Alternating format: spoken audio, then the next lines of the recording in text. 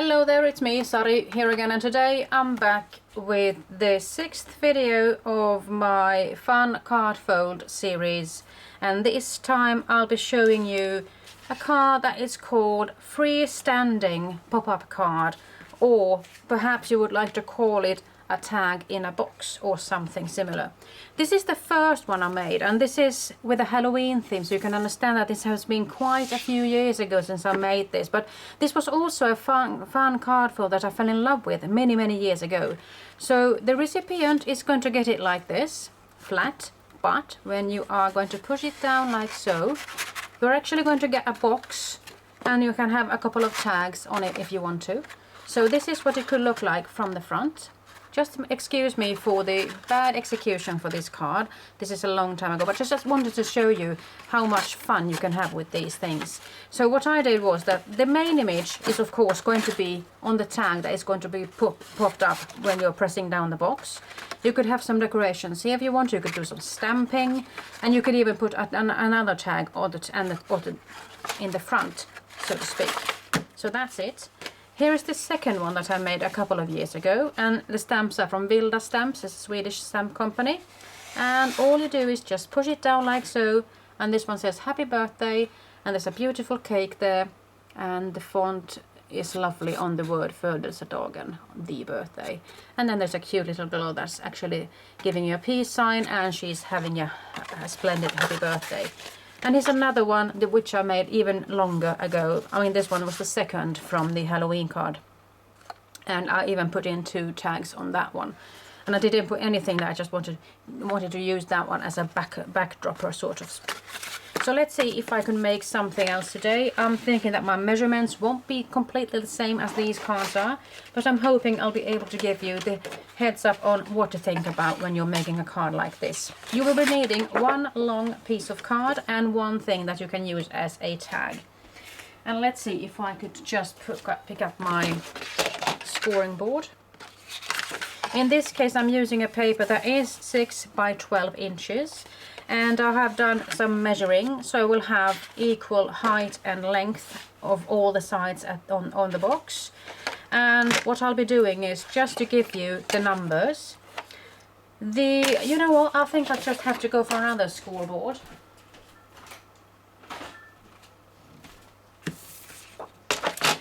And the paper is still the same. So the first measurement is going to be 1 1/4 inch. The second one is going to be at 3 inches, the fourth at 4 1/4 inch, and the one here is going to be at 6 inches. And here is where I'm going to have the tag popping up. I'm going to continue with 7 3/4 inch, and 9 inches, and 10 3/4. So this is a really good scoring board because it has a lot of grooves, and you can find the measurements really easily. If you don't have this kind of a scoring board, you could of course do the measuring with a ruler. Just mark it out and then just find the points on your scoring board. So it's no hassle there. I'm just going to turn this paper over so I can get the second 6-inch mark there. And I'm deciding that I'll be having 1 inch here. So I think I might actually just do that. I'm going to line this ruler up with that 1 inch mark there, and I'm going to make a stop mark there. And I'm going to do the same thing here at the 5-inch line, and I'm sort of looking at it going to be straight and everything, so I have something to guide me there. I could also, if I wanted to, have some kind of a mark here, so I know that this is where I could do my stamping, or perhaps add on some kind of a decoration, as I did with this cake card. I had both a saying as well as a cake that is just sitting on that panel there, because if I'm going to glue it down completely, well, I won't be able to make this one into a box now, will I? So let's see, I'm going to just keep it there for now perhaps. So now I have to start scoring, and I'll need to turn the paper over once more. And in this case it's really easy to do the scoring, because I'm just going to score all the way through. And you know what, I think I'll just go for the bone folder that is included with this one, because it's giving me a softer scoring line there. And I'm just doing it twice just to give it enough depth, and in this case I'm just going to go for the 6 and I'm going to stop at the 1 inch mark. I'll try to make it from this direction, otherwise I usually go just turn the paper over to the other side. You know what, I didn't even need to score that, so just forget about that one. 4 1/4 is the next, and 3 inches in the next here, and then I have the 1 1/4. So what I'll be doing now is I might actually just take out the paper trimmer, and in this case I need to make, well, in this case I did actually make it rather tight, and that might be a good idea. I haven't made this one too big, so I think I'll just go with that. I'll try it out with just making one cut from 1 inch to 5 inches. Hopefully I'll be able to go there, and I'm just going to go like that. I'm thinking that it might be tight. If it is, I'll just adjust it later. So now I have cut it and I have done all the scoring. What I have to do is now just fold everything inwards. Apart from those, I'll be trying to not fold them. Everything is going inwards like this. And I could even reinforce the score lines like this if I wanted to, just to make a better end result. And I could go with this. Let's see if I can just pull those out. Reinforce those creases. And here's the final one. So these two are going to be butted up against each other. So I'll be putting some glue or tape there to keep them tight. And as you can see now, there's a box shape going on here. So what I need to do is make sure that I can get my tag to go through that opening. Let's see if I can get that. I have stamped the hipster cat from Tim Holtz there. And I have made this tag 4 by 6 inches. And I did so. And before I did stamp my image, I marked out how tall or how high up I could go with the stamp and how high I could go with it. And how I did that was actually just by putting the paper here, butt it up against the paper like so, and I usually go with my scoring board. I drew a line with a pencil there and there, so I used the first and the third line just to give me a guide on how deep I could go with this one. Now it's up to me to just put this one in here. And before I start stamping or gluing this one down, I would like to make sure that I'm doing my stamping. So since I did make an X mark on the other side, I think I'll just go with that side. I could of course gone with this side as well, but I do have my X mark here. So if I would like to, I could go for a saying, and I do like these sayings from Tim Holtz and Stampers Anonymous. This one is called Simple Sayings, CMS 155, and the other one is called Crazy Talk, CMS 236. And this is what they look like. And I do like these because they are sort of an easy and clean font, as well as a handwritten one. And also these ones are really lovely. So I could of course stamp this on a separate piece of paper and glue it down later, or I could just do it on the get-go while I'm at it right now. Let's see if I can find some tape here. The sun is so strong, so I actually decided on pulling my curtains so I don't have to squint my eyes too much. So all I have to do now is put some tape here and here to make sure that this one is getting stuck there.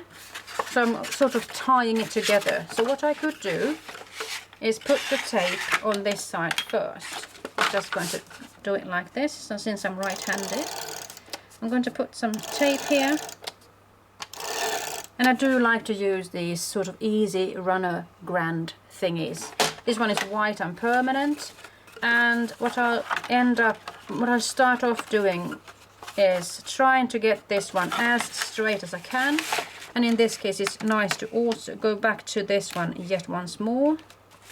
And since I have the tag inside the slot here, I'm making sure that it's going to end up really nicely there. I'm hoping it will end up nicely. So what I'll be doing now is putting on some tape here on the tag. So I know it's going to get stuck really well there. And let's put on an extra. And what I could do now is just make sure that this part is going to get stuck to that part. And for that I usually like to go with the corner there. I hope it's going to be good enough to keep this one flat in and so forth. So here we have it, and I could just turn it over like so you can see what it looks like. So you have a hipster cat there. Of course you could go for more stamping, you could do some masked stamping and everything. But when you have it closed, you don't have an idea of what there's going on there. Of course you can see sort of, I mean this paper is sort of see-through, not complete, but I can still see the traces of the cat there. And just, if you don't want to have anything there, you could of course erase that X. And you could add on something there later. The same thing goes for these. I mean these are just for demonstrative purposes really, having the guidelines here and there. And if you have a good scoring board or cutting board, I mean, you don't even need to measure like this. You just need to have the measurements in your head. But what I like about this card is that it's such a fun card to make that tag pop out. And if you would like to make this into a set, let's say a congrats card to somebody, you could do a little bit of stamping with some number stamps. And I have done so with big numbers from Tim Holtz, number blocks, it's called CMS 222, or the worn text CMS 156, and I have used the 5 and the O there just to get those different kinds of numbers there. So let's see if I can cut it sort of roughly, or I could actually use my trimmer, couldn't I? So I think I'll just try with the bigger blocks because I like them. And I'm just going to cut it there, eyeballing it roughly. And I'm going to go for that one there. And then I could just go for something at the top.